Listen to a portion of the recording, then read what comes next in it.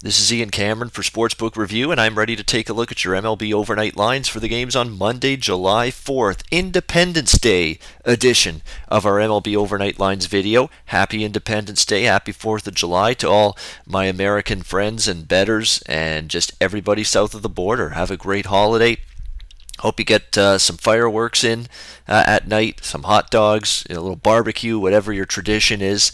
Hope you have a tremendous Independence Day holiday, and if you can make a few bucks betting baseball in the process, that just puts the icing on the cake for a great July 4th. So I'm going to try to help push everyone in the winning direction for the baseball card on Independence Day. Let's begin with the Milwaukee Brewers taking on the Washington Nationals. Very early start. Note the start time here, an 11:05 a.m. Eastern Time first pitch. That's 8:05 on the West Coast, so you're going to want to be aware of that. And you're going to want to be aware that this is a very tempting price range with the Milwaukee Brewers in this game, because the one pitcher that they have been winning with on a consistent basis this season has been Junior Guerra, and there's no denying how good Junior Guerra has been for the most part in this Milwaukee rotation. He's just been rock solid and gotten the job done. He's 9-2 are the Milwaukee Brewers in his 11 starts this season, including a perfect 5-0 on the road.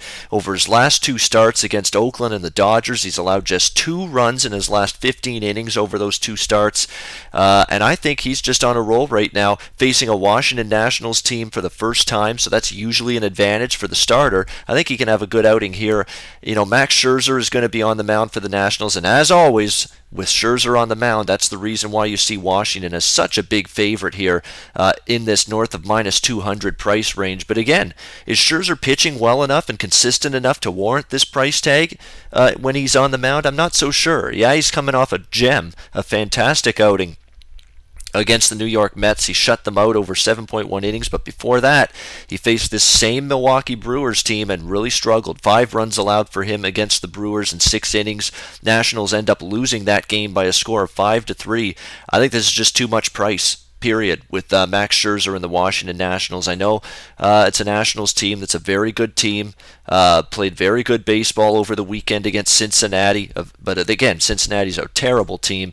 Not Milwaukee ain't much better, but they are still a little bit better, and they do have a much better starting pitcher on the mound than probably any pitcher that Washington faced this weekend against that pathetic Reds starting pitching staff. So I'm going to give the Milwaukee Brewers a chance to be a live dog in this game, and I'm going to take my shot with them. I mean, you're talking about a Milwaukee team that with Junior Guerra on the mound, 9-2 in his 11 starts, 5-0 on the road. That's worth a shot, in my opinion. Milwaukee, I'm going to look at a huge dog here with the Milwaukee Brewers. Plus 205 is what you can get with them at the Greek, just north of plus 200. I think they got a chance here, and that's all I need to be interested in pulling the trigger here with the Brewers. The New York Yankees, they'll take on the Chicago White Sox on Independence Day, Monday, July 4th.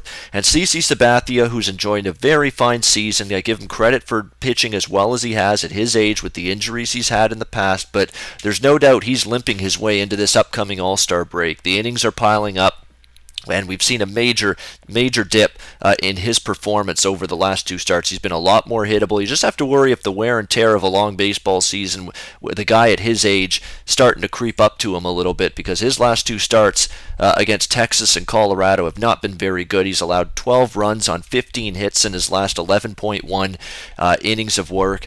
And the White Sox this season as a team hitting better against lefty pitchers, averaging 262 batting average, scoring 5.2 runs per game against lefties this season. So I think it's a good matchup here for Chicago against CC Sabathia, who's clearly going through some issues right now. It clearly looks like he's hit a wall to a certain degree. So I think the White Sox might be able to take advantage here.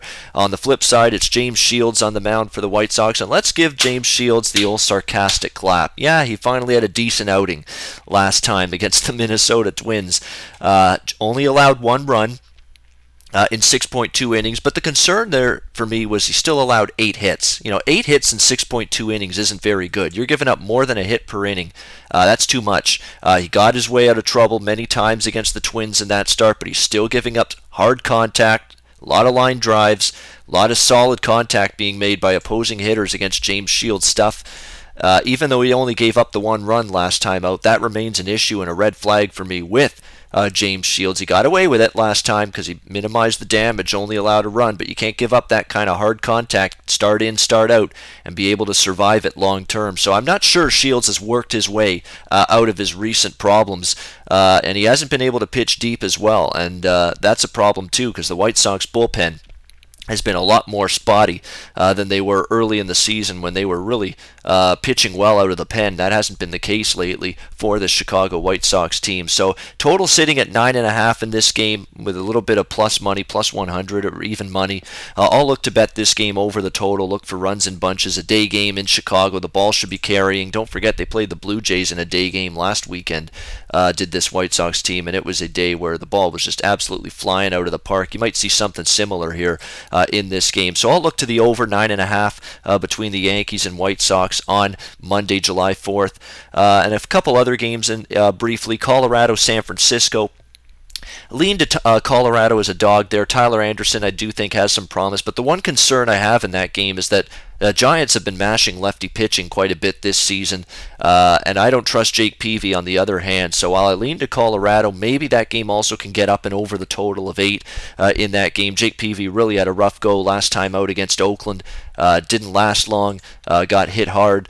And with Peavy, usually he is a streaky pitcher. When he's on a good run, you don't want to go against him. But when he's on a bad run and he shows signs of getting hit, usually that can continue for a couple of starts in a row. So lean to Colorado as a dog, lean to the over in that game against the Giants on Sunday. Also was looking at the over in the Texas-Boston game. Nick Martinez against Rick Porcello. Martinez just wasn't very good for the most part here in his Texas career. Was okay, I guess you could say, against the New York Yankees when he faced them last week, but still, I think pitching in Fenway Park going to be a little bit of a tough task for him.